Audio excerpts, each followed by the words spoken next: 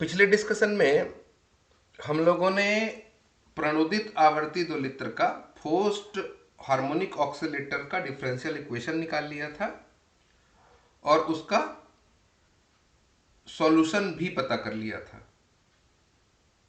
अब इस डिस्कशन में हम लोग अपने प्रणोदित आवर्ती दोलित्र का ड्राइवन ऑक्सीलेटर का या कहिए फोर्स्ड पीरियोडिक ऑक्सीलेटर के लिए एम्पलीट्यूड और फेस पता करेंगे, वो भी अलग अलग केसेस के लिए। ठीक है, इसके लिए आपके पास ये रिलेशन पहले से ही है, आपने इसको पता किया था, याद है। A is F by root under omega square minus P square का whole square plus 4b² p²। और एक रिलेशन ये भी है, इसको भी आप पहले ही कैलकुलेट कर चुके हैं, मतलब इक्वेशन 7 और इक्वेशन 8 ये दोनों हम लोग जानते हैं। यहां वो तीन केसेस कौन कौन है देखिए, ये रिलेशन में omega square minus P square और यहां भी omega square minus P square, यही वैल्यू है जो आपके थीटा को और एम्पलीट्यूड के वैल्यू को डिफाइन करेगा। इसलिए हम लोग इन्हीं दोनों के रिलेशन पे बात करेंगे, किसके, ओमेगा और पी के। ठीक, तो वो तीन केसेस कौन कौन से हो सकते हैं, तीन अलग अलग केस की हम लोग बात करें तो वो तीन केस कौन कौन से हैं। पहला केस ये है, अगर p की वैल्यू ओमेगा की वैल्यू से छोटा हो, इसको हम लोग क्या बोलेंगे, इसको हम लोग लो ड्राइविंग फ्रीक्वेंसी बोलेंगे, न्यून चालित आवृत्ति। और अगर p की वैल्यू ओमेगा की वैल्यू से बहुत ज्यादा हो जाए, बहुत ज्यादा मतलब अति हाई, ठीक है ना, हाई ड्राइविंग फ्रीक्वेंसी बोलते हैं। अगर p और ओमेगा एक दूसरे के इक्वल हो जाए तो इसको क्रिटिकल ड्राइविंग फ्रीक्वेंसी बोलेंगे। इन तीनों के लिए हम लोग 7 और 8 की वैल्यू को डिफाइन करेंगे एक एक करके। चलिए शुरू करते हैं। पहले केस के लिए, पहला case p is less than omega है। अब अगर p is less than omega है, इस केस पे आप a की वैल्यू के लिए अगर देखें तो हम क्या करते हैं, ओमेगा स्क्वायर कॉमन निकालेंगे, और चूंकि ये ओमेगा स्क्वायर का होल स्क्वायर भी है तो ये ब्रैकेट से बाहर आके क्या हो जाएगा, ओमेगा टू द पावर 4। इसको देख लीजिए आप, देख लिया ओमेगा टू द पावर 4 कैसे हुआ, डाउट तो नहीं हो रहा। चलिए क्या बचेगा ब्रैकेट के अंदर, 1 minus P square by omega square का whole square plus 4b² p²। ये फर्स्ट लाइन आपने लिखा है, कहां से, आपके इक्वेशन नंबर 7 से। उसके बाद अगर इसको और सिंपल कर देते हैं, इसको अगर हम लोग और सिंपल कर दें तो हमारे पास रिलेशन क्या बन के आएगा, यहां से भी omega to the power 4 common निकाल लें अगर, तो ये बना ओमेगा टू द पावर 4, यहां क्या बचेगा, 1 minus P square omega square का whole square, 1 minus P square omega square का होल स्क्वायर, और यहां चूंकि ओमेगा टू द पावर 4 नहीं है तो ये हो जाएगा p square divided by omega to the power 4।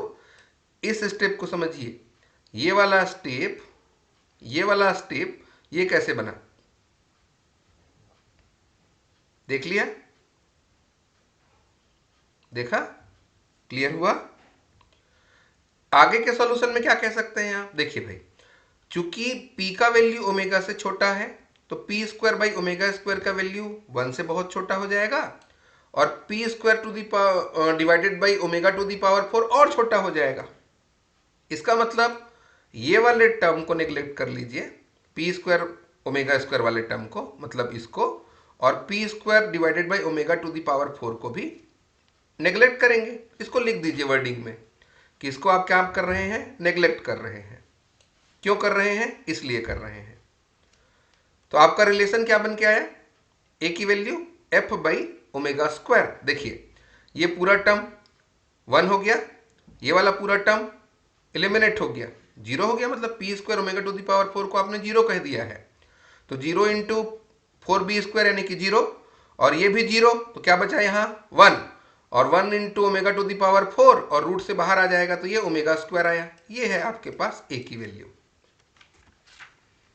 Clear है? अब देखिए ओमेगा स्क्वायर को आप कितना लेते हैं, के बाई एम, और एफ का मतलब क्या होता है, एफ नॉट बाई एम। इसको आप एज्यूम कर चुके हैं पिछले डिस्कशन में। चाहे तो आप एक बार चेक कर लो, ज़्यादा बेहतर होगा कि ये लिया है कि नहीं लिया है, मिस्टेक भी हो सकता है। ठीक, चेक करके आ गए?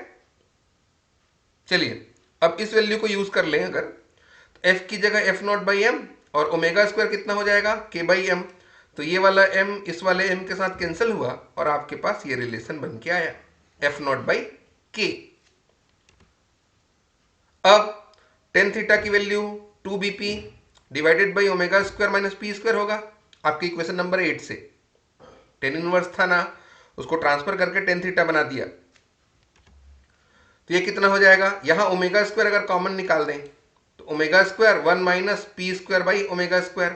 P square by omega square आपको पता है आगे क्या करना है, P square by omega square 1 से छोटा है तो नेग्लेक्ट करेंगे, और नेग्लेक्ट करेंगे तो आपका डेरिवेशन क्या बन जाएगा, टेन थीटा की वैल्यू देखिए 2b p divided by omega square, ये वाला टर्म ये 0 हो गया, तो ये ओमेगा स्क्वायर हो जाएगा 1 के साथ, तो कितना हो गया 2b p by omega square, ये टेन थीटा की वैल्यू। अब इसको हम लोग अप्रोक्सीमेटली 0 बोलेंगे, क्यों भाई, p बाई ओमेगा स्क्वायर भी तो अप्रोक्सीमेटली इक्वल टू 0 हो गया, और 2b इंटू 0 कहने का मतलब 0 है। तो टेन थीटा की वैल्यू 0 कब, टेन थीटा की वैल्यू 0 कब, जब थीटा 0 हो। और थीटा 0 होने का मतलब क्या है, कंक्लूजन क्या निकल के आया आपके पास, इन दोनों का अगर कंक्लूजन निकालें आप तो क्या कहेंगे आप, आपका ये कहना है कि आपका ये जो चालक बल है ना, और डिस्प्लेसमेंट जो आ रहा है वो दोनों समान कला में होते हैं। ठीक है, आपका जो ड्राइविंग फोर्स है और जो डिस्प्लेसमेंट है वो दोनों सेम फेस में होंगे, उनमें कोई फेस डिफरेंस नहीं होता।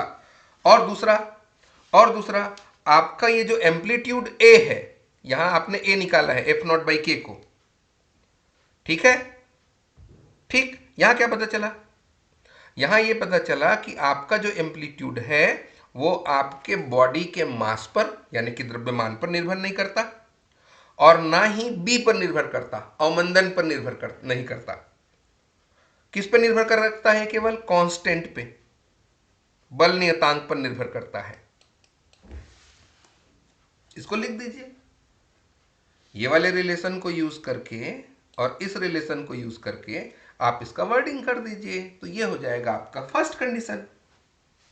क्या लिखें, क्या लिखेंगे, आप लिखेंगे ये कि यहां ये जो दोलन का आयाम है वो द्रव्यमान और अवमंदन पर निर्भर नहीं करता, केवल बल नियतांक पर निर्भर करता है। ठीक, और यहां प्रणोदित दोलक, आपका ऑक्सीलेटर और ड्राइविंग फोर्स दोनों सेम फेस में होते हैं, उनमें कोई फेस डिफरेंस नहीं होता क्योंकि थीटा की वैल्यू 0 है। ये पहला कंडीशन खत्म हो गया।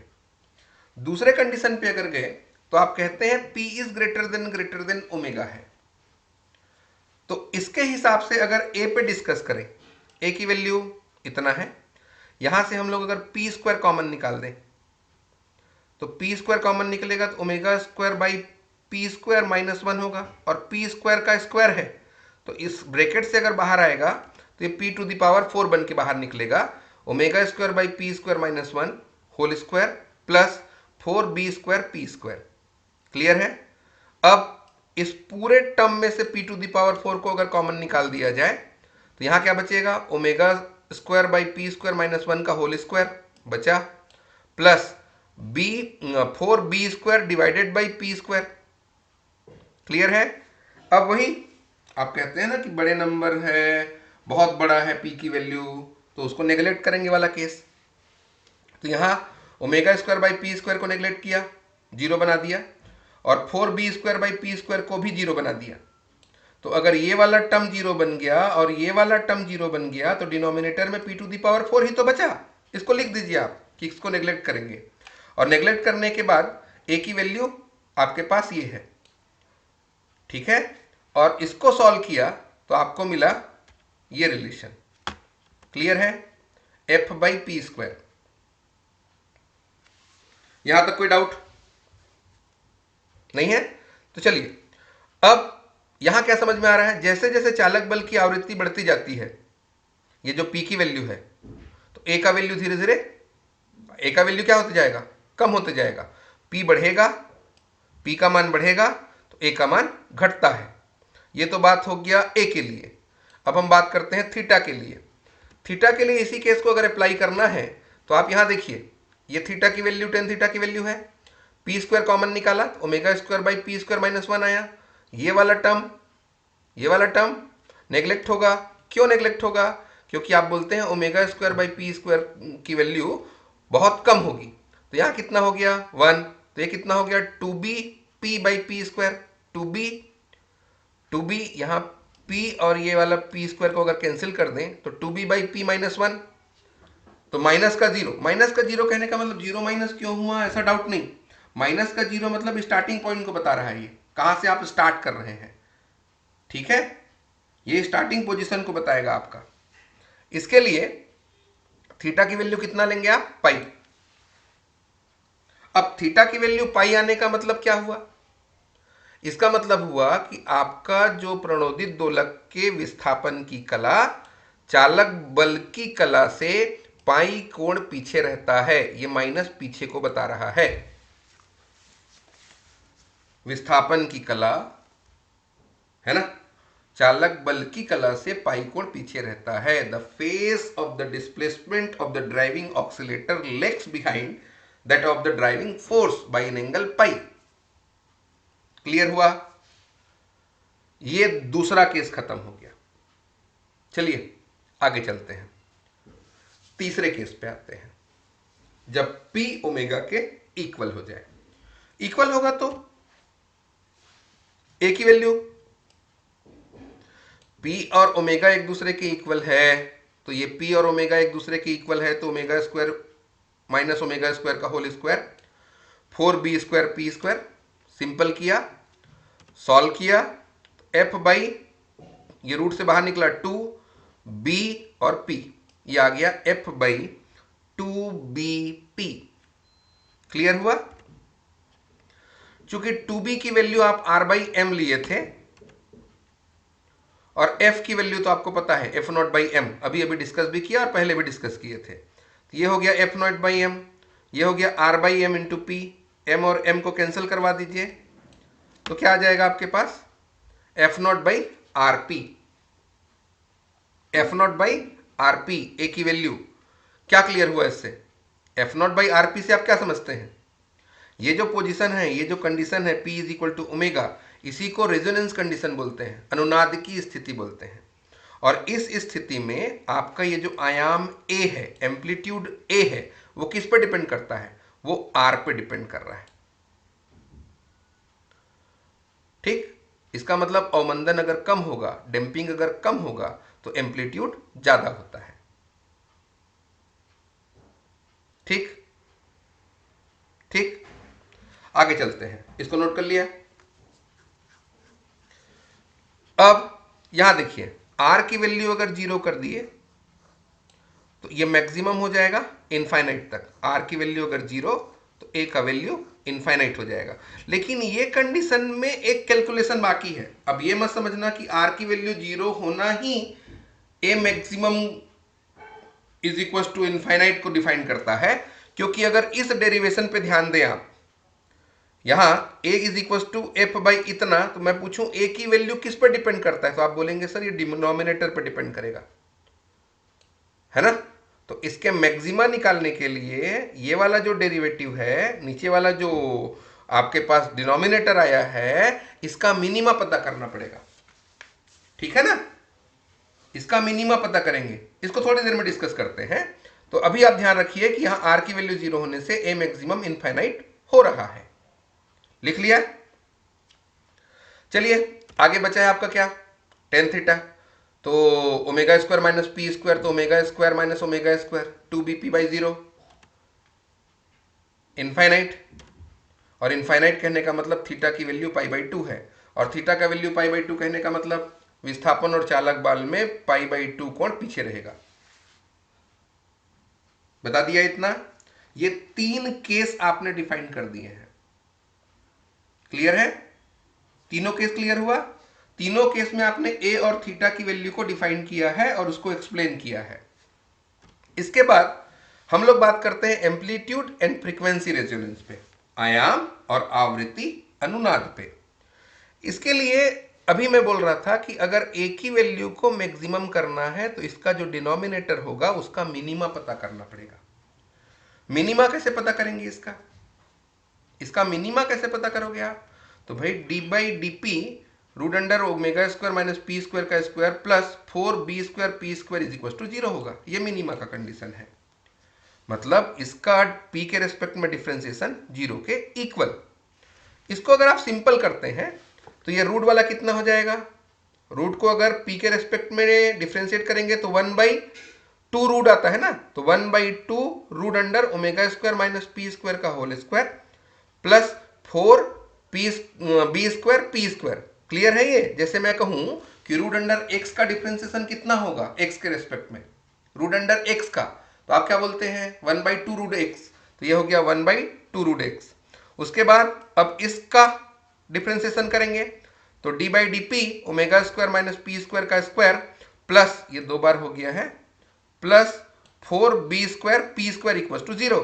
अब इस टर्म को अगर ट्रांसफर कर दिया जाए तो यहां कितना बचेगा d/dp ये। अब d/dp इसका निकालिए क्या आएगा? अगर इसका p के रेस्पेक्ट में कर दे तो इसका कितना हो जाएगा स्क्वायर का किए तो 2 omega square minus P square, फिर इस पी स्क्वायर का डिफरेंशिएशन करेंगे तो कितना आ जाएगा -2p। यहां कितना होगा देखिए 4b² p² है तो p² का कितना हो गया 2p, तो 4 × 2 8b² p इक्वल टू 0। इसके हिसाब से यहां देखिए इसको सॉल्व करें तो ये -4 omega square minus P square p clear है, और ये तो क्लियर ही है, यहां कोई डाउट नहीं है। अब इसको सॉल्व करते हैं अगर, तो यहां से 4p अगर कॉमन निकाल दें, 4 और p अगर कॉमन निकाल दें माइनस में, तो -4p निकाले तो यहां कितना बचेगा omega square minus P square बचेगा, और यहां क्या बचेगा माइनस में 2b² इक्वल टू 0। इसके हिसाब से ओमेगा स्क्वायर माइनस पी, इसको तो ट्रांसफर करके 0 कर दीजिए, तो omega square minus P square minus 2b² equal to 0। और इसका मतलब p² की अगर वैल्यू निकालूं, ये p² की अगर वैल्यू निकालें तो p² को इधर ट्रांसफर कर देंगे तो इधर कितना बचा ओमेगा स्क्वायर माइनस 2b का स्क्वायर। इसी को हम लोगों ने मान लिया है ओमेगा r का स्क्वायर। इस p² की वैल्यू जब इतनी होगी उसको हमने ओमेगा r का स्क्वायर माना है। ठीक, ये क्वेश्चन नंबर 10। और अब a मैक्सिमम कितना होगा? ये रेजोनेंस फ्रीक्वेंसी आपने पता कर लिया है, तो a मैक्सिमम कितना होगा? तो f/रूट under omega square minus P square का स्क्वायर प्लस 4b² p², ये तो a की वैल्यू है आपके पास। अब यहां p² की वैल्यू अगर रख दी जाए, p² कितना है भाई ओमेगा स्क्वायर माइनस 2b², तो ये हो गया ओमेगा स्क्वायर और माइनस यहां था ये माइनस, तो माइनस माइनस का प्लस 2b², ये ओमेगा स्क्वायर और ये ओमेगा स्क्वायर कैंसिल हो गया, और यहां p² है उसका वैल्यू फिर रख दीजिए तो ओमेगा स्क्वायर माइनस 2b² आया। चलिए सिंपल मैथमेटिकल कैलकुलेशन करते हैं। यहां 2b² का होल स्क्वायर 4b का पावर 4, यहां 4b² और ओमेगा स्क्वायर का मल्टीप्लाई 4b² ओमेगा स्क्वायर, और यहां 4 2 8 8b टू द पावर 4। यहां तक क्लियर है? इसको सिंपल कर दीजिए तो 4b² omega square 4b to the power 4 minus 8b to the power 4, तो आपके पास ये बचा। इसको और अगर सिंपल करें तो यहां से क्या निकल जाएगा कॉमा 4b² निकलेगा, 4b² और 4b² रूट से बाहर आके कितना हो जाएगा 2b, तो यहां से 4b² निकाले तो कितना बचा ओमेगा स्क्वायर, और यहां कितना बचा, बी स्क्वायर। यहां से 4b² कॉमन निकाला है, 4b² कॉमन निकाला, और उस 4b को अगर रूट से बाहर निकाल दिए तो 2b हो गया। यहां बचेगा ओमेगा स्क्वायर, और यहां से अगर हम लोग 4 कॉमन निकाल दिए तो 4 गायब हो गया, और b² निकाला है b⁴ में से, तो b² बचा। तो ये क्या बच गया आपका, a मैक्सिमम की value f/2b root under omega square minus b² दिख रहा है। क्लियर है, ये वाला वैल्यू। इसका मतलब P का एक विशेष वैल्यू है, स्पेशल वैल्यू है, P की एक स्पेशल वैल्यू है जिसपे आपके एम्पलीट्यूड की वैल्यू मैक्सिमम होती है। ठीक है, और इसी को हम लोगों ने क्या कहा है, एम्पलीट्यूड रेजोनेंस नाम दिया है। और वो जो फ्रीक्वेंसी है P, जिसके लिए आप लोग के पास एम्पलीट्यूड रेजोनेंस मिलता है, उसी को आप लोगों ने नाम चेंज करके क्या बोल दिया, रेजोनेंट फ्रीक्वेंसी कहा है। ठीक, ये इजी सा कैलकुलेशन है। अब यहां आपको एफ आर कितना मिला, omega R by 2 pi. Resonance frequency आपने ओमेगा आर माना था। देखिए p² is equal to omega R का स्क्वायर, तो p की वैल्यू ओमेगा आर, और फ्रीक्वेंसी कितना होता है, omega by 2 pi, omega by 2 pi. तो इसके हिसाब से 1/2 वैल्यू रख दीजिए। ओमेगा आर की value root under omega square minus 2b का स्क्वायर आएगा। ये है आपके पास रेजोनेंस फ्रीक्वेंसी का न्यूमेरिकल वैल्यू, या डेरिवेशन कह सकते हैं। क्लियर हुआ, यहां तक कहीं कोई डाउट है?